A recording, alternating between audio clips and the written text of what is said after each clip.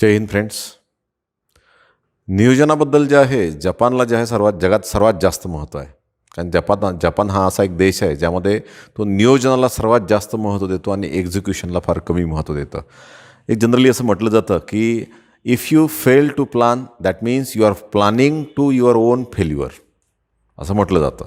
तर नियोजनामध्ये आपण जे आहे तर जे पंचवार्षिक योजना आहे तर त्याचा फॅक्च्युअल ॲनालिसिस आपण जे आहे करत होतो. तर त्यामध्ये आपण पहिले जे आहे पहिली दुसरी त्यानंतर जे आहे तिसरी चौथी आता जे आपल्याला काय पाहिजे आहे 5वी 6वी आणि 7वी या 3 पंचवार्षिक योजना आणि त्याच्या मधात टपकलेला हा रोलिंग प्लॅन म्हणजे 5व्या आणि 6व्या पंचवार्षिक योजनेच्या मधात एक रोलिंग प्लॅन टपकलेला आहे. ठीक आहे. पण एक गोष्ट लक्षात घ्या की 5वी पंचवार्षिक योजना 1974 पासून सुरू होते. 1974 पासून सुरू होते. आता व्हाय 1974 74 हे वर्ष का महत्त्वाचं आहे. आता यानंतर म्हणजे या योजनेपासून तर 1990 पर्यंत म्हणजे 5वी 6वी 7वी या योजनेमध्ये 1974 हे वर्ष का महत्त्वाचं आहे. कारण 74 मध्ये जे आहे तर आणि या 5व्या पंचवार्षिक योजनेमधून मॅक्झिमम भर कशावर आहे दारिद्र्य व बेरोजगारी. ठीक आहे. जे आहे गरिबी हटाव 1971 मधली घोषणा इंदिरा गांधींची आणि जे आहे बेकारी हटाव हे जे आहे बेकारी हटाव हे कधीची 1988ची घोषणा म्हणजे इंडियन नॅशनल काँग्रेसमध्ये जे आहे त्या अजेंडामध्येच टाकलं होतं. म्हणजे गरिबी बेकारी हे 74 या वर्षाशी का संबंधित आहे ते पहिले आपण जे आहे भारतात पॉवर्टीचं स्टेटस काय आहे हे आपण पाहू. त्यानंतर आपण जे आहे म्हणजे तुम्हाला एक सिंपल सांगतो की 5व्या पंचवार्षिक योजनेचा पूर्ण भर कशावर होता दारिद्र्य निर्मूलन. 6व्याचा कशावर होता दारिद्र्य निर्मूलन व जे आहे बेकारी हटाव आणि 7व्याचा काय होता फक्त रोजगारावर भर होता. म्हणजे याला 7व्या पंचवार्षिक योजनेला जे आहे बेकारी हटाव म्हणजे रोजगारजनक योजना म्हणतात 7व्या पंचवार्षिक योजनेला. व्यवस्थित लक्षात घ्या why it is so Y 1974 is so important. तर एक लक्षात घ्या की आपण जर समजा भारतात दारिद्र्याचं जर स्टेटस पाहिलं दारिद्र्याचं ठीक आहे दारिद्र्याचं ज्याला आपण म्हणतो आता सध्या आपण तेंडुलकर समितीच्या शिफारशीनुसार 11-12 पासून आपण जे दारिद्र्य मोजतो ज्याला म्हणतो monthly per capita consumption expenditure वगैरे वगैरे सर्व. तर आता BPL जर बघितलं तर BPLचं जे पर्सेंटेज आहे आता BPL पर्सेंटेज आणि गरिबांची संख्या म्हणजे हेड काउंट रेशो हा जर टक्केवारी काय झाला हेड काउंट रेशो आणि ही झाली ॲब्सोल्यूट नंबर म्हणजे संख्या गरिबांची संख्या. आता 1991ला दारिद्र्य ज्यांना 47% होतं. ब्रिटिश सोडून गेले आणि 47% दारिद्र्य देऊन गेले. परंतु त्यानंतर जे आहे जर बघितलं तर पहिल्या दुसऱ्या तिसऱ्या आणि चौथ्या पंचवार्षिक योजनेमध्ये दारिद्र्य वाढलं आणि गरिबांची संख्याही वाढली. म्हणजे 1974 वर्ष बघा 1973-74ला जे आहे म्हणजे पहिले 47% दारिद्र्य होतं तर 1973-74ला 54.9%वर म्हणजे जवळपास ग्रामीण दारिद्र्य जर बघितलं तर 56.4% झालं होतं आणि शहरी दारिद्र्य 49%. म्हणजे जर आपण 1974 नंतर पहिल्यांदा भारताच्या गरिबी काय झाली कमी होण्यास सुरुवात झाली. म्हणजे 1974 हे वर्ष जे आहे खूप महत्त्वाचं वर्ष आहे. यानंतर दारिद्र्य काय झालं कमी कमी कमी होत गेलं. म्हणजे दारिद्र्याची टक्केवारी सुरुवातीला वाढली आणि त्यानंतर कमी झाली. म्हणून मी इथं लिहिलेलं आहे की 1973-74 पर्यंत दारिद्र्य वाढलं 1951 पासून जर आपण घेतलं तर आणि नंतर कमी कमी होत गेलं. गरिबांची संख्या मात्र कमी नाही झाली. आता एक पॉईंट व्यवस्थित लक्षात घ्या 73-74ला गरिबांचे प्रमाण कमी झालं टक्केवारी कमी झालं पण संख्या नाही कमी झाली. संख्या कधीपासून कमी झाली 93-94 पासून जे आहे संख्या कमी व्हायला लागली. म्हणजे 1991च्या धोरणाचा जे आहे चांगला परिणाम गरिबीवर झालेला आहे. 1991च्या धोरणाने ठीक आहे तर गरिबांची संख्या व दारिद्र्याचे प्रमाण कमी केले. परंतु जे आहे 1991चं जे धोरण आहे ज्याला आपण म्हणतो नवीन आर्थिक धोरण LPG धोरण म्हणा ठीक आहे तर त्याच्यामध्ये ज्या ना बेरोजगारी मात्र त्याच्यावर प्रश्न सुटला नाही. बेरोजगारी उलट वाढली म्हणून त्या धोरणाला आपण जॉबलेस एक्सक्लुझिव्ह ग्रोथ म्हणतो. आता एक लक्षात घ्या गरिबांची संख्या बघा 51 मध्ये जे आहे वाढली 73-74 मध्ये वाढली 93-94ला गरिबांची संख्या जर बघितली ठीक आहे 93-94ला 32 कोटी गरिबांची संख्या होती 93-94ला. नंतर आता कमी झाली आहे ती आता 26 कोटीवर येऊन बसलेली आहे 26 कोटी गरिबांची संख्या. म्हणजे 93 म्हणजे तुम्हाला जर विचारलं की 1973-74 हा का महत्त्वाचं वर्ष म्हणजे 5वी पंचवार्षिक योजना म्हणजे इंदिरा गांधी पंजानी पूर्ण साथ जे आहे कशाला दिली गरिबीवर फोकस केली. कारण की ज्या प्रकारे आपण नेहरू मालदोमीस प्रतिमान आणलं होतं आणि पूर्ण फोकस जे आहे जड व मूलभूत उद्योगावर दिला सर्व पैसे मोठमोठ्या इंडस्ट्रीजवर खर्च व्हायचे त्यामुळे दारिद्र्यावर त्याचा परिणाम व्हायचा. कारण कसं असतं एखादा मोठा स्टील प्लॅन्ट टाकला 5,000 कोटी लागते ठीक आहे 5,000 कोटी आणि 5,000 कोटीत 500 लोकांना जॉब भेटते आणि ते 500 लोक कोणते जे आहे ज्यांच्याकडे हाय स्किल्स आहे आणि सेमी स्किल आहे ते म्हणजे जवळपास त्या काळातले श्रीमंत त्या काळातला जे ITI होल्डर म्हणजे आजचा इंजिनियरवरच्या म्हणजे सायंटिस्ट झाला तो, म्हणजे त्यांना मग तो वर्ग कोणता, हा अप्पर मिडल क्लास आणि हायर क्लास म्हणजे वरचा 10% वर्ग. 90% वर्गाला जे आहे तो रोजगार मिळत नव्हता. कारण की आपण पहिल्या 4 पंचवार्षिक योजनेमध्ये मोठे उद्योग, मोठ्या वस्तू म्हणजे भांडवली वस्तूवर भर दिला. उपभोगी वस्तू किंवा जे मजुरी वस्तू आहे, जे सूक्ष्म व लघु उद्योग तयार करतात त्याला महत्त्व जास्त दिलं नाही. म्हणजे धोरणात होतं, प्रॅक्टिकली नाही दिलं आपण. त्याच्यामुळं काय झालं की देशामध्ये जे आहे तर दारिद्र्याचं प्रमाण वाढलं. म्हणून 47%वरून दारिद्र्य किती झालं, की जरा बघा 54.9% म्हणजे 55% घ्या ना, ठीक आहे. आणि जे 56.4%. नंतर मग 1983-84ला दारिद्र्याचं प्रमाण 44.5% झालं. त्यानंतर 93-94ला हे आकडा खूप महत्त्वाचा आहे, कारण 1991 नंतर आपण धोरण चेंज केलं ना, त्यामुळे जे आहे 93-94 हा आकडा महत्त्वाचा आहे. कारण की 8वी पंचवार्षिक योजना 1992 पासून येतं. मग इथं जे आहे 36 पॉईंट जे आहे दारिद्र्य, यामध्ये 37.3 जे आहे रूरल दारिद्र्य ऑलवेज मोठं असते, अर्बन कमी असते, ठीक आहे. तर 37.3% ग्रामीण दारिद्र्य, 32.4% शहरी दारिद्र्य, ठीक आहे. त्यानंतर 1999 जे आहे कमी झालं. 2011 जर बघितलं तर आता तेंडुलकर समितीनुसार जर बघितलं तर 21.9% दारिद्र्य आहे. आता 21.9% दारिद्र्यामध्ये बघा 25.7% काय ग्रामीण दारिद्र्य आहे आणि 13.7% काय शहरी दारिद्र्य आहे. शहरी दारिद्र्य वेगाने कमी होत आहे. बघा या दोघांमध्ये दरी बघा जवळपास डबलच आहे. परीक्षेला हा प्रश्न येऊन जाईल, ठीक आहे. मागच्या वेळेस राज्याच्या पूर्वपरीक्षेला आला होता, पण नंतर त्यांनी कॅन्सल केला, कारण ते डाटाच त्यांना लक्षात येत नव्हती की एक्झॅक्ट कोणता डाटा आहे. तर त्यांनी नंतर कॅन्सल करून टाकला, पाठ करून टाकता लागला असतो क्वेश्चन. 25.7% काय आहे ग्रामीण दारिद्र्य आहे भारताचं आणि 13.7% काय शहरी दारिद्र्य आहे. 11-12 तेंडुलकर समितीनुसार. तेच जर रंगराजन समितीनुसार जर चेक केलं तर 29.5% दारिद्र्य आहे, ठीक आहे. म्हणजे तेंडुलकर आणि रंगराजन यामध्ये BPL रेषा मोजण्याची जर समजा आपण खर्च वाढून टाकला तर जे डायरेक्ट 10 कोटी गरिबांची संख्या काय होते, वाढते. म्हणून हाही एक प्रश्न महत्त्वाचा आहे की खरंच 1991च्या धोरणाने कमी झालं की नाही. बरं तो नंतरचा भाग आहे, आपण दारिद्र्याच्या चॅप्टरमध्ये बघू, ठीक आहे. तर जे आहे काय एवढं महत्त्वाचं आहे 5व्या पंचवार्षिक योजनेमध्ये दारिद्र्यावरच का भर दिला.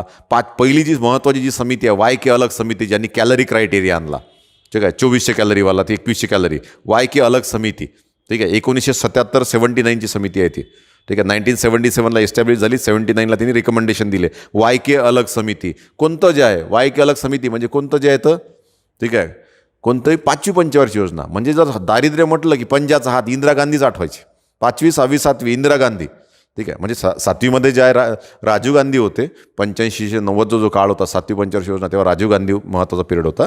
परंतु जे आहे दारिद्र्य म्हटलं की पंजा आठवायचा आणि पंजा म्हटलं की जे आहे 5वी पंचवार्षिक योजना. आणि 5व्या पंचवार्षिक योजना मुख्य भर कशावर होता, दारिद्र्य निर्मूलन व स्वावलंबन याच्यावर भर होता, ठीक आहे. मग हा एक भाग दारिद्र्याचा लक्षात घ्या. मग दारिद्र्याचं जे आहे प्रमाण कधीपासून कमी सुरू झालं, 74 पासून. आणि गरिबांची संख्या जी आहे म्हणजे तेव्हापासून तर कमी कमी होत गेलं, पण गरिबांची संख्या जी आहे ना कधीपासून कमी झाली, 93-94 पासून. आता एक जे आहे गोष्ट लक्षात घ्या की आता जे आहे तुम्हाला सर्वांना बहुआयामी निर्देशांक माहिती आहे दारिद्र्याचा. तर 2005 साला बहुआयामी दारिद्र्य भारताचं 54.7% होतं आणि आता बहुआयामी दारिद्र्य 2015-16 मध्ये जर बघितलं तर 27.9% आहे. म्हणजे जवळपास जे आहे मोठ्या प्रमाणात जे आहे गरिबांची संख्याही कमी झाली आणि टक्केवारी म्हणजे बहुआयामी दारिद्र्य भारताचं कमी होत आहे, ठीक आहे. हे लक्षात घ्या इथं, ठीक आहे. हां, बहुआयामी दारिद्र्य. आता जर आपण समजा भारताचे आकडे जर बघितले, ठीक आहे, जर समजा 2004-05च्या अगोदरला या काळात जे आहे प्रत्येक वर्षाला 0.7% दारिद्र्य कमी झालं आणि 2004-05 नंतर जे ना खूप वेगानं कमी झालं, 2.1% पर इयरनं कमी झालं दारिद्र्य जे प्रमाण आहे ना. तर 2003-04 पासून 2003-04 पासून आहे ना वेगाने कमी झालं. 2004-05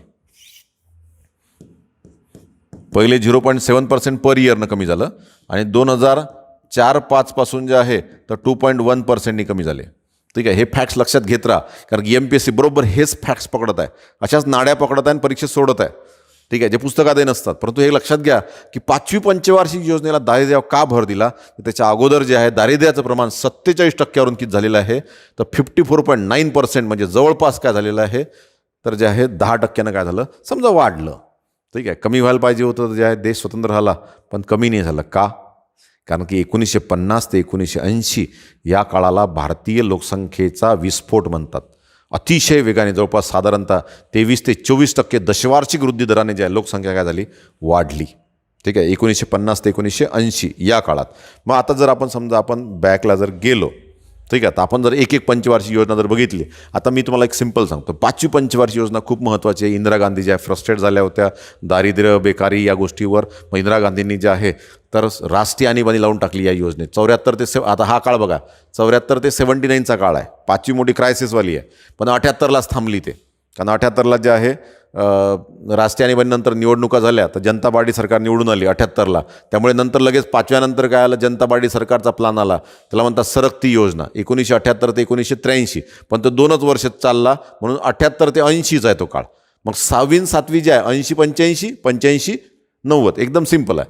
मग या पंचवार्षिक योजनेमध्ये जे आहे, तर जेव्हा आपण आता या योजना ज्या आहे खूप महत्त्वाच्या आहे, 5वी, 6वी, 7वी, आता तशी 5वी आणि 8वी ह्या ज्या 5 पंचवार्षिक योजना आहे ह्या सक्सेसफुल योजना आहे. कारण की जेवढं टार्गेट ठेवलं होतं त्यापेक्षा GDP वृद्धी दर काय झाला, चांगला साध्य झाला. ठीक आहे. मग आता आपण जर बघितली तर 4थी, 5वी आणि 6वी पंचवार्षिक योजना आज घेतली, तर त्याचं जे मॉडेल जे होतं ते कोणतं होतं, ॲलन मान व अशोक रुद्र.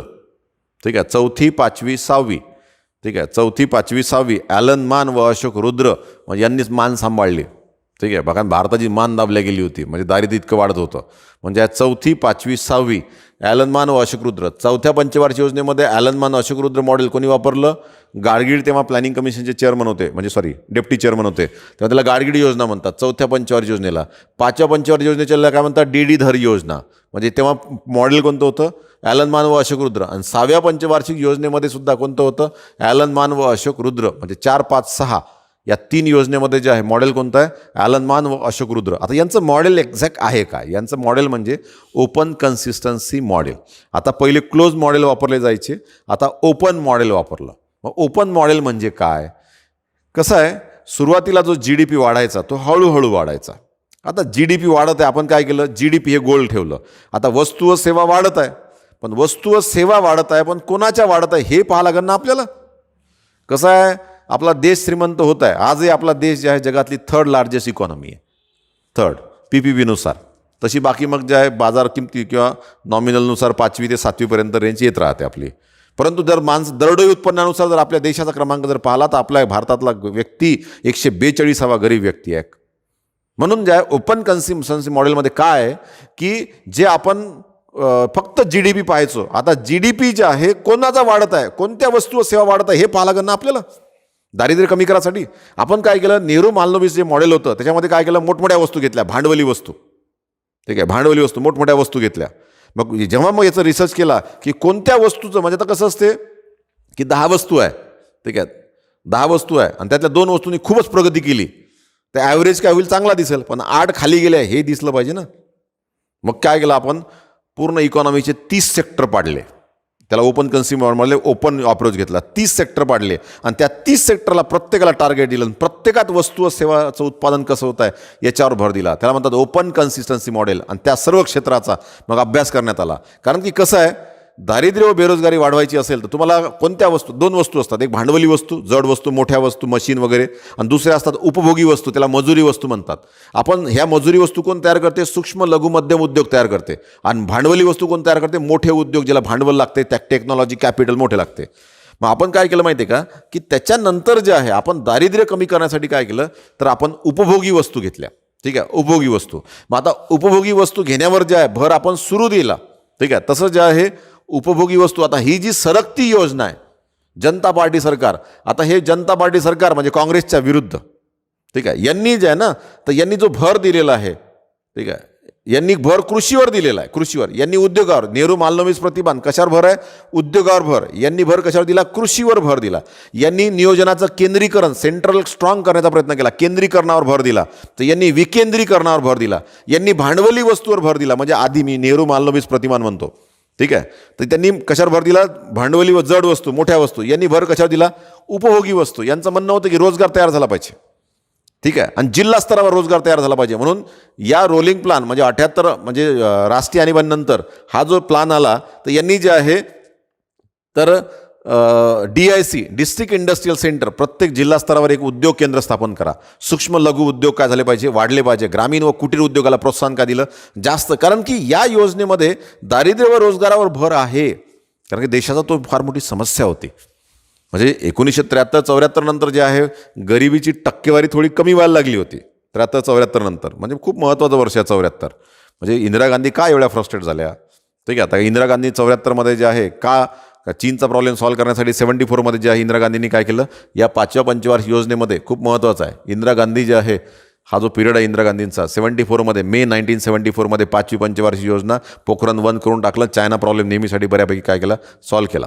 ठीक आहे, महत्त्वाचं जे आहे. त्यानंतर राष्ट्रीय आणीबाणी लावली. राष्ट्रीय आणीबाणी लावल्यानंतर जे आहे त्यांनी आता फास्ट हे झालं पाहिजे, पहिली तर लक्षात घेऊ आपण. मग या बाकी जे नेहरू मग जे रोलिंग प्लान जो आला जनता पार्टी सरकार, रोलिंग प्लान म्हणजे काय, तर हा गुन्नार मिर्डलचा कन्सेप्ट आहे रोलिंग प्लान. तर रोलिंग प्लान कसा असतो की प्रश्न कसा आहे की याच्या अगोदर जे नियोजन आहे नेहरूंचं जे आहे, नेहरू महालनोबिस प्रतिमान म्हणतो, कारण की सेकंड 5 इयर प्लान जो आहे याची स्ट्रॅटेजी ओव्हरऑल जे आहे डॉमिनंट होती. ठीक आहे, म्हणजे 1991पर्यंत जे आहे ना सेकंड 5 इयर प्लॅनलाच Magna Carta of India's development म्हणतात, पर्टिक्युलरली औद्योगिकरणाच्या बाबतीत.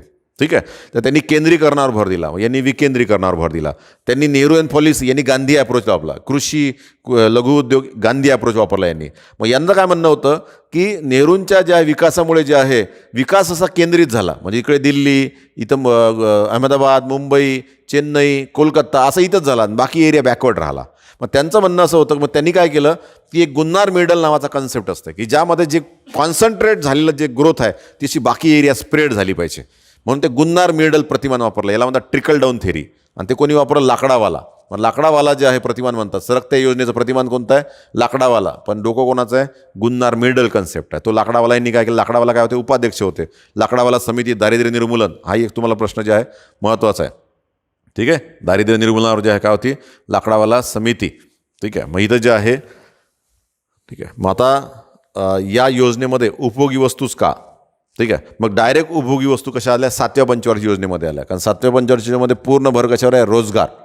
आणि रोजगार जर करायचा असेल तर ब्रह्मानंद वकील प्रतिमान आहे या योजनेत. कोणतं प्रतिमान आहे, ब्रह्मानंद वकील प्रतिमान. कारण की ब्रह्मानंद वकिलांनी कोणते कशावर भर दिला, मजुरी वस्तू.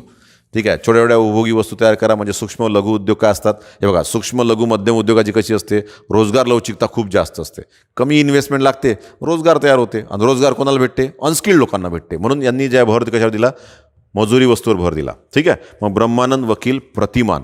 मग आता इथं व्यवस्थित गोष्ट लक्षात घ्या की जेव्हा आपण आता पाहतो की राष्ट्रीय आणीबाणी जे आहे या योजनेमध्ये, आता ह्या योजना टेन्शन नका घेऊ, 5वी 6वी 7वी 8वी, ठीक आहे, ह्या योजनेमध्ये हे सक्सेसफुल योजना आहे.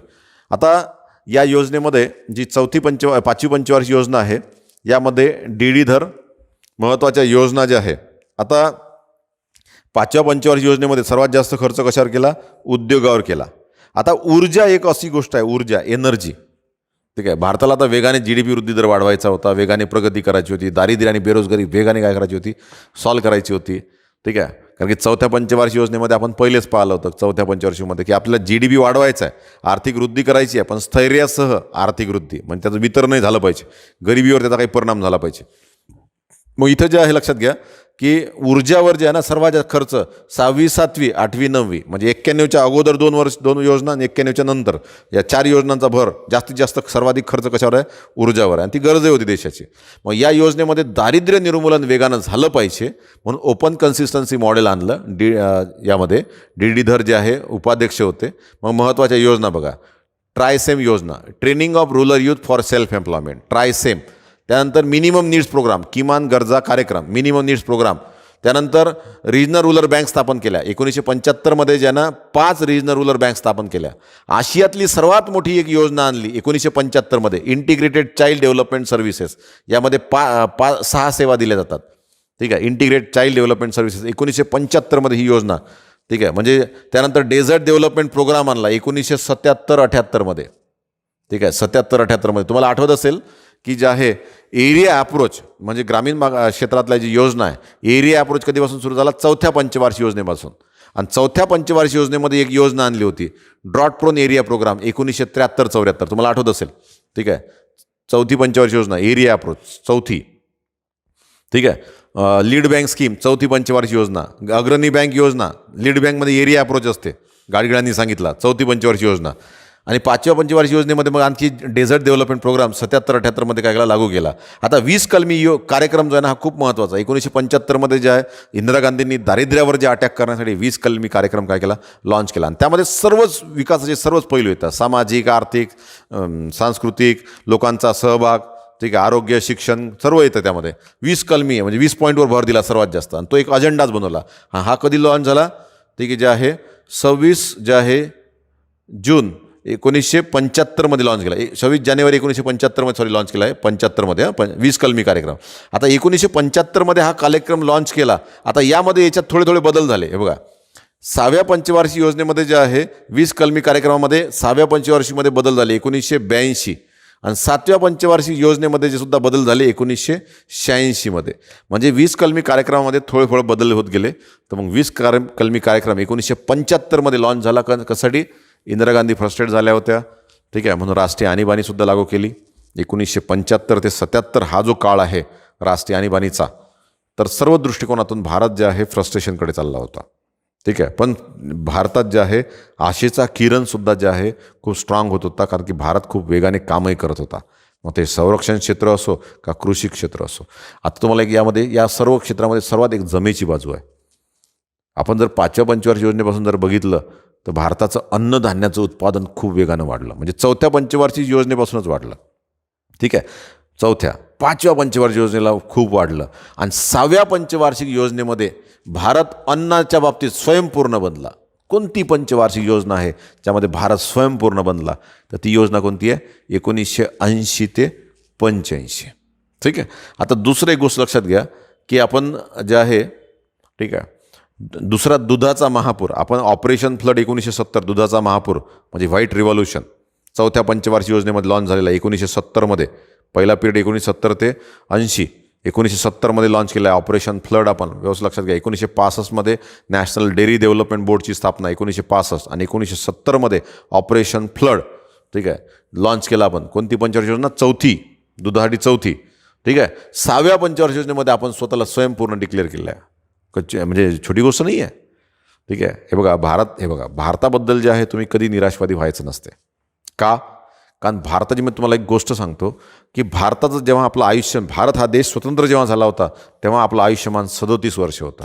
आज जे आहे महाराष्ट्र जर जन्माला आले तर 72 वर्ष आहे. भारताने प्रत्येक भारतीयाचं आयुष्यमान दुप्पट केलं आहे, ठीक आहे. त्यानंतर आपली जी साक्षरता होती ती फक्त 12% होती. ती आता जे आहे जवळपास 6 पट वाढून दिलेली आहे. कमी केलं का? आपलं खूप आहे. प्रगती आपण करत आहे, परंतु आणखी वेगाने करण्याची गरज आहे, कारण की आपली लोकसंख्या काय खूप मोठी लोकसंख्या आहे. त्या दृष्टिकोनातून जे आहे महत्त्वाची अचिव्हमेंट आहे. मग 20 कलमी कार्यक्रम हा सर्वात महत्त्वाचा इंदिरा गांधींचा जे आहे प्लॅन आहे. मग 5 दारिद्र्यावर जो अटॅक जो दिसतो आपल्याला, तर खास पंचवार्षिक योजनेमध्ये दिसतो. पण 5व्या पंचवार्षिक योजनेचा मॅक्झिमम भर कशावर आहे? दारिद्र्य निर्मूलन व जे आहे स्वावलंबन. मग जे आहे जनता पार्टी सरकार आले. जनता पार्टी सरकारने एक्झॅक्ट अपोजिट नेहरू वर्सेस जे आहे काय ते जनता पार्टी, मोरारजी देसाई प्राईम मिनिस्टर बनले, आणि त्यांची जी योजना होती 78 ते 83. आता रोलिंग प्लॅन म्हणजे काय? आता हा अप्रोच जे आहे बा कसा आहे, हे जे नियोजन आहे, ठीक आहे, जे पंचवार्षिक नियोजन आहे ते लघु आणि मध्यमकालीन आहे. त्याला असं पर्स्पेक्टिव्ह नाही आहे. पर्स्पेक्टिव्ह प्लॅनिंग म्हणजे दूरदृष्टिकोन नाही आहे, म्हणजे त्यामध्ये दीर्घकालीन नियोजन नाही आहे, ठीक आहे. म्हणजे यामध्ये लघु व मध्यमकालीन आहे, म्हणजे वार्षिक, आणि 5 म्हणजे मध्यमकालीन आहे. परंतु जे आहे रोलिंग प्लॅनमध्ये काय आहे, 1 वर्ष, 5 वर्ष आणि 25 वर्ष लघु, मध्यम व दीर्घकालीन जे नियोजन आहे ना, एकमेकात रोल झालं पाहिजे. म्हणजे ए हा बीचा भाग असला पाहिजे, आणि ए आणि बी हा कोणाचा भाग असला पाहिजे? सीचा. म्हणजे वार्षिक, त्यानंतर जे आहे व दीर्घकालीन, म्हणजे लघु, मध्यम व दीर्घकालीन नियोजन एकमेकांचं मध्ये काय होतात? रोल होतात, असे सरकत जातात. हा त्याच्यात, तो त्याच्यात, आणि तो त्याच्यात, असं. तर याला व्हिजनरी गोल आहे, लॉंग. म्हणून या योजनामध्ये जे आहे ना, महत्त्वाच्या योजना फूड फॉर वर्क म्हणजे जे आहे दारिद्र्यावर यांनी खूप जास्त चांगल्या प्रकारे अटॅक केलेला आहे. आणि एकदम जे आहे आता नेहरूंचं जे मॉडेल आहे असं जर आपण म्हटलं, ठीक आहे, तर वरून जे आहे नेहरूंचं मॉडेल आहे. नेहरूंचा जो अप्रोच आहे टॉप टू डाऊन आहे, असा टॉप टू डाऊन असा अप्रोच आहे. आणि सरकती योजना हा जो लाकडावाला गुन्नार मिडल म्हणा किंवा जनता पार्टी यांचा अप्रोच कसा आहे? Bottom to top. यांनी याच्यावर भर दिला, कृषीवर भर, सूक्ष्म लघु उद्योगावर भर दिला, ठीक आहे. नेहरूंनी कशावर भर दिला? उद्योगावर भर, जड व मोठे उद्योग, ठीक आहे, केंद्रीकरण म्हणजे टॉप टू डाऊन, याच्यावर भर दिला. म्हणजे दोन्ही थोडेसे अपोजिट आहे. अपोजिट. यांनी भांडवली वस्तूवर भर दिला, यांनी उपभोगी वस्तूवर भर दिला. यांनी उद्योगावर, यांनी कृषीवर, यांनी नेहरूंवर, यांनी गांधीजींवर. नेहरूंनी आंतरराष्ट्रीय विचार केला, समाजवादी दृष्टिकोनातून आंतरराष्ट्रीय विचार केला, रशियाचा जास्त विचार केला, रशियाचा. यांनी कोणाचा विचार केला? गांधींचा विचार केला. खेड्याकडे चला, ठीक आहे. कारण की जे आहे भारताचं जे आहे खरं भवितव्य, खरं जे आहे फाउंडेशन हे कुठे आहे? खेड्यामध्ये आहे, ठीक आहे. मग त्या दृष्टिकोनातून जे आहे रोलिंग प्लान जे आहे वर्कआउट होतो आणि त्यामध्ये PC महालनोबिस प्रतिमानुसार जे मोठमोठे उद्योग स्थापन झाले, मोठमोठे शहरं झाले, म्हणजे संपूर्ण भारतामध्ये 4-5 शहरं विकसित झाले, बाकीचा भारत बॅकवर्ड राहिला. म्हणून प्रादेशिक असमतोल खूप वाढला. मग तो कमी होण्यासाठी जे आहे तो काय झाला पाहिजे? बाकीच्या एरियामध्ये ती डेव्हलपमेंट काय झाली पाहिजे? स्प्रेड झाली पाहिजे. त्याला म्हणतात Gunnar Myrdal model, trickle down किंवा जे आहे लाकडावाला प्रतिमान, ठीक आहे. हे लक्षात घ्या. त्यानंतर 6वी पंचवार्षिक योजना आली 1980 ते 85. हा काळ महत्त्वाचा आहे. 6व्या पंचवार्षिक योजनेमध्ये पुन्हा भर कशावर आहे? दारिद्र्य निर्मूलन व रोजगार, म्हणजे गरिबी व बेकारी. हे बघा, हे दारिद्र्य निर्मूलन, हे रोजगार आणि हे दोन्ही, ठीक आहे. म्हणजे दारिद्र्य व बेरोजगारी, आणि हे फक्त कशावर आहे? रोजगारावर भरते. आता रोजगार दिला तर दारिद्र्य आपोआप काय होईल? कमी होईल. मग या योजनेमध्ये जे आहे दारिद्र्य निर्मूलनाच्या दृष्टिकोनातून जे आहे तर भारतातली पहिली जे आहे, ठीक आहे, ग्रामीण भागाचा ज्या integrated rural development programme 2 October 1980 सुरू झाला. आता हे लक्षात घ्या. IRDP स्कीम म्हणतात, इंटिग्रेटेड रुरल डेव्हलपमेंट प्रोग्राम, ठीक आहे.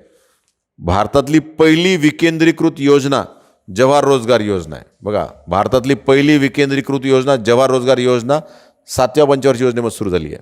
भारतातली पहिली इंटिग्रेटेड रुरल विचार करणारी, इंटिग्रेटेड डेव्हलपमेंट करणारी पहिली योजना कोणती आहे? IRDP योजना, 2 ऑक्टोबर 1980. आता इथे गोष्ट लक्षात घ्या. बघा, रोलिंग प्लान कधी संपते? 80 मध्ये संपते, आणि हा काय सुरू होते. म्हणून हे 6व्या पंचवार्षिक योजनेमध्ये काय झाली? सुरू झाली, ठीक आहे. 1980 लक्षात घ्या, 2 ऑक्टोबरला. आणि ही योजना इम्प्लिमेंट करण्यासाठी एक एजन्सी स्थापन केली, ठीक आहे. म्हणजे DRDA नावाची एक एजन्सी स्थापन केली, डिस्ट्रिक्ट रुरल डेव्हलपमेंट एजन्सी. ज्याचे अध्यक्ष जे आहे डिस्ट्रिक्ट कलेक्टर असायचे. District rural development agency, DRDA म्हणतात, DRDA. तर खास या योजनेच्या अंमलबजावणीसाठी आहे, ठीक आहे. वेगाने ग्रामीण विकास झाला पाहिजे, रोजगाराच्या संधी उपलब्ध झाल्या पाहिजे, वगैरे वगैरे सर्व. National rural employment programme 1980 national rural landless भूमीन एम्प्लॉयमेंट गॅरंटी प्रोग्राम 1983. आता हे 2 प्रोग्राम 1983 हे मर्ज झाले आणि जवाहर रोजगार योजना काय झाली? तयार झाली. मग जवाहर रोजगार योजना जे आहे 7व्या पंचवार्षिक योजनेमध्ये, परंतु त्याच्या अगोदर जे होते national rural employment programme, rural landless employment guarantee programme, हे 2 मर्ज केले आणि याच्या एकत्रीकरणातून ही योजना काय झाली? सुरू झाली. म्हणजे जवाहर रोजगार योजना 7वी पंचवार्षिक योजना. त्यानंतर जे आहे development of women and children in rural areas, डॉक्रा म्हणून ही एक योजना सुरू झाली 1982, ठीक आहे. 1982 त्यानंतर 20 कलमी कार्यक्रम जे आहे पुन्हा रिवाईज झाला. आता 20 कलमी कार्यक्रम पहिले 1975 आला, ठीक आहे, 20 कलमी कार्यक्रम. त्यानंतर 1982 पहिली त्याच्यामध्ये सुधारणा झाली आणि 86 दुसरी, ठीक आहे. त्यानंतर आता सुरूच असते त्याच्यामध्ये. आता यामध्ये जे आहे 20 कलमी कार्यक्रमसुद्धा लागूच राहिला. 20 कलमी कार्यक्रम बंद नाही झाला, 1991 नंतर सुद्धा लागूच आहे. एक्झिम, आता यामध्ये जे आहे बँकांमध्ये 6 बँकांचे राष्ट्रीयकरण झाले. याच्या अगोदर आपण 1969 14 बँकांचे राष्ट्रीयकरण केले, पण त्याचं भांडवल किती होतं? पेडअप कॅपिटल 50 कोटी. आता इथं जे 6 बँकांचं राष्ट्रीयकरण झालं याचं जे पेडअप कॅपिटल किती आहे? 200 कोटी. 6 बँका, इथं 200 कोटी. किती? 15 एप्रिल 1980 6 बँकांचे राष्ट्रीयकरण, ठीक आहे. पुन्हा इंदिरा गांधी ज्यांना खूप वेगानं जे आहे कसं काय दारिद्र्य व बेरोजगारीवर अटॅक करता येईल याचा खूप प्रयत्न केला. आणि त्यांना असं नंतर जे आहे थोडं असं झालं की जे आहे लोकशाही आता शक्य होत नाही, खूप पास करायचं आहे काम आपल्याला, लोकशाहीमध्ये निर्णय घ्यायला वेळ लागतात, म्हणून त्यांनी जे आहे ना त्या, आणि मग तसे कारणही घडले त्यांचं की अलाहाबाद उच्च न्यायालयाने त्यांचं जे आहे खासदारकी जे आहे तर असंविधानिक जाहीर केली, त्यामुळे त्यांचा खासदारकी रद्द झाली. मग ते एक महत्त्वाचं एक स्पॉन्टेनियस कारण होतं. मग अशा कारणातून जे आहे राष्ट्रीय आणीबाणी काय झाली? लागू झाली. मग इथे एक लक्षात घ्या की एक्झिम बँक आणि नाबार्ड बँक ही सुद्धा जे आहे या 1982, नाबार्ड बँकची स्थापना 1982, ठीक आहे. 12 जुलै 1982 नाबार्डची स्थापना आहे. त्यानंतर एक्सपोर्ट इम्पोर्ट बँकेची स्थापना आहे, ठीक आहे, या योजनेमध्ये. आता या योजनेमध्ये लक्षात घ्या, या योजनेमध्ये बेरोजगारीवर भर आहे, पण 6व्या पंचवार्षिक योजनेमध्ये आहे ना नॅशनल सॅम्पल सर्वे ऑर्गनायझेशन यांनी बेरोजगारी मोजण्यासाठी 3 पद्धती लागू केल्या. NSSO, ठीक आहे. बेरोजगारी मोजण्याच्या 3 पद्धती. 6वी पंचवार्षिक योजना, जनरली रोजगारजनक योजना कोणती आहे? 7वी आहे, परंतु बेरोजगारी मोजण्यात आली 6व्यामध्ये आणि मोजल्यानंतर असं माहीत पडलं की खूपच वेगानं बेरोजगारी वाढत आहे, ठीक आहे, खूप वेगानं. कारण भारताला जे आहे सरकारला जे आहे जेव्हा आपण धोरणं आखतो तर ते धोरणं जे आहे, आता कुठलंही धोरण जर बघितलं 12 पंचवार्षिक योजनेचं मी सेपरेट मॉडेलचेच लेक्चर तयार केलेले आहे. ते मॉडेलचे लेक्चर आता हे जवळपास नियोजनामध्ये कितवं लेक्चर असेल, हे जे आहे 7वं लेक्चर आहे. ठीक आहे, फक्त पंचवार्षिक योजनेवरचं हे 7वं लेक्चर आहे. ठीक आहे, आता इथे लक्षात घ्या की प्रत्येक योजनेला आहे ना मॉडेल कोणतं आहे, वेस्टर्न मॉडेल आहे. म्हणून भारताचा जो विकास, नियोजित विकास आहे ना, याला west sponsored model, west led development असंही म्हणतात. ठीक आहे, वेस्ट लेड डेव्हलपमेंट असं म्हणतात. ठीक आहे, हां, हे लक्षात घ्या, वेस्ट लेड. कारण की हे बघा इथं लाकडावाला नाव आहे, मनात काय गुन्नार मेडल आहे. ठीक आहे, असं. मग इथं कोणतं मॉडेल आहे, 4थी 5वी 6वी. ठीक आहे, ॲलन मान व अशोक रुद्र. 4थीमध्ये ॲलन मान अशोक रुद्रला गाळगिळ म्हणायचे, 5वीत काय म्हणायचे, डी धर म्हणायचे. आणि इथं जे ॲलन मान व अशोक रुद्र सर्व प्रतिमान हेच आहे. मग ही IRDP योजना. आता तुम्हाला एक लक्षात येत असेल की यामध्ये जी योजना जी दिसते की बेरोजगारी मोजण्याची, हे 3 पद्धती आहे, युजवर प्रिन्सिपल सबसिडी स्टेटस, करंट विकली स्टेटस, करंट डेली स्टेटस. आता हे काय असतं, हे बेरोजगारीच्या चॅप्टरमध्ये खूप डिटेलमध्ये घेतलेलं आहे आपण. ठीक आहे, हा भाग सुरू झाला. त्यानंतर जे आहे 6व्या पंचवार्षिकमध्ये अन्न स्वयंपूर्णता, 7वी पंचवार्षिक योजना आली. ठीक आहे, 7व्या पंचवार्षिक योजनेमध्ये सुद्धा 5% टार्गेट होतं GDP वृद्धी दराचं. किती साथ झालं, 6.02%. 5वी 6वी हे बघा, 6वी आणि 7वी. ठीक आहे, 6वी आणि 7वी याचा GDP वृद्धी दर बघा 5% प्लस झाला. ठीक आहे, हे बघा 5% प्लस. 6व्यापासूनच आपला GDP वृद्धी दर 5% प्लस झाला. ठीक आहे, खूप चांगली गोष्ट आहे. ठीक आहे, मग आता जे आहे 20 कलमी कार्यक्रम, त्यानंतर जे आहे 7वी पंचवार्षिक योजना, या आपण काय म्हणतो, रोजगारजनक योजना. पूर्ण भर जे आहे, मग यामध्ये कोणतं मॉडेल स्वीकारलं आपण, ब्रह्मानंद वकील मॉडेल स्वीकारलं. आणि ब्रह्मानंद वकील मॉडेल यांनी सांगितलं होतं कोणत्या वस्तूवर भर द्या, मजुरी वस्तू, उपभोगी वस्तू, ज्यामुळे सूक्ष्म लघु उद्योग विकसित होईल, रोजगार लवचिकता वाढेल आणि त्याचा डायरेक्ट जे आहे परिणाम होईल कशावर, रोजगारावर. पुन्हा जवाहर रोजगार योजना 1980मध्ये आली. ठीक आहे, 1985मध्ये जवाहर रोजगार योजना. त्यानंतर जे आहे 1986मध्ये 20 कलमी कार्यक्रम चेंज करण्यात आला. मिलेनियम व्हील स्कीम, ठीक आहे, मिलियन वेल स्कीम. ठीक आहे, 1988-89मध्ये. कॅपर्ड जे आहे ना 1986-67मध्ये. कौन्सिल फॉर, ठीक आहे, council for advancement of people's action and rural technology. आता हे काय आहे माहिती आहे का, कॅपर्ड जे आहे ना 7व्या पंचवार्षिक योजनेमध्ये झालं आहे. आता कॅपर्ड ही काय माहिती आहे का, कॅपर्ड ही एक असं मिशन आहे की ज्या अंतर्गत ग्रामीण भागामध्ये लोकांच्या सहभागातून वेगवेगळ्या NGO यांना प्रोत्साहन देणे आणि वेगवेगळ्या NGOच्या माध्यमातून वेगवेगळे ॲक्टिव्हिटीज राबवून काय करणे, रोजगाराच्या संधी काय करणे, उपलब्ध करून देणे. तर हे जे ना, हे लोकांचा सहभाग वाढवण्यासाठी आणि NGOला प्रोत्साहन देण्यासाठी. इथं गव्हर्नमेंट रोजगार निर्माण नाही करत आहे, इथं NGOला काय करत आहे, प्रोत्साहन देत आहे. टेक्नॉलॉजी प्रमोशन वगैरे ह्या गोष्टी यामध्ये केल्या जात आहेत. तर आपण ते योजनांच्या चॅप्टरमध्ये जेव्हा घेऊ त्यामध्ये आपण डिटेलमध्ये बघू की योजना, कोणकोणत्या योजना कशा झाल्या, काय बदलल्या, तर ते नंतरच्या लेक्चरमध्ये राहतेच ते. ठीक आहे, तर अशा प्रकारे जे आहे तर 5वी सरकती योजना, त्यानंतर 6वी व 7वी अशा ह्या महत्त्वाच्या काय योजना आहे. आता ह्या योजना पाहत असताना जे आहे इथं तुम्हाला हा जो पिरियड दिसतो सरकती योजना 78 ते 80 हे वर्ष लक्षात घ्यायचं. ठीक आहे, त्यानंतर 80 85 85 90 हा प्रश्न काय होतो, सॉल्व होतो. मग अशा प्रकारे जे आहे तर ह्या महत्त्वाच्या योजना आहे. नेक्स्ट लेक्चरला आपण जे आहे 91च्या धोरणाचे प्रश्न आणि त्यानंतर जे आहे 8वी 9वी 10वी 11वी 12वी या सर्व योजना काय करणार आहे, बघणार आहे. तर आपण जे आहे 3 योजनाच्यामध्ये म्हणजे काय त्यामध्ये काहीतरी साम्यता असली पाहिजे. ठीक आहे, त्या दृष्टिकोनातून आपण नेक्स्ट जे आहे फॅक्च्युअल ॲनालिसिस आपण करू. तर यामध्ये झालेल्या जेवढ्या काही गोष्टी आहेत त्या गोष्टी लिहून घ्यायच्या आणि त्या दृष्टिकोनातून काय करायचं, पाठांतर करायचं. आता इकॉनॉमीमध्ये कसं असतं की जेवढा काही फॅक्च्युअल डाटा आपण लिहितो तर परीक्षेच्या दिवशी जे आहे सकाळी उठल्यानंतर जे आहे तर त्याला काय करायची, अर्ध्या सत्य फॅक्च्युअल डाटा काय करायचा, डोळ्याखालून घालून घ्यायचा. कारण की सर्वच गोष्टी किती पाठ केल्या तरी वेळेवर ज्या लक्षात राहत नाही. ठीक आहे, तर अशा प्रकारे जे आहे तर एक्झाम डेच्या दिवशी जे आहे ठीक आहे रिव्हिजन ही ज्यांना फॅक्च्युअल गोष्टीला काय आवश्यक आहे तेवढं एक नियोजन आजपासून करून ठेवायचं, म्हणजे 25% ज्या गोष्टी आपल्याला डिस्करेज करतात त्या स्ट्रॉंग होतात. तर इथे आपण कॉमा घेऊ. नेक्स्ट लेक्चरला भेटू. Thank you very much. जय हिंद, जय भारत.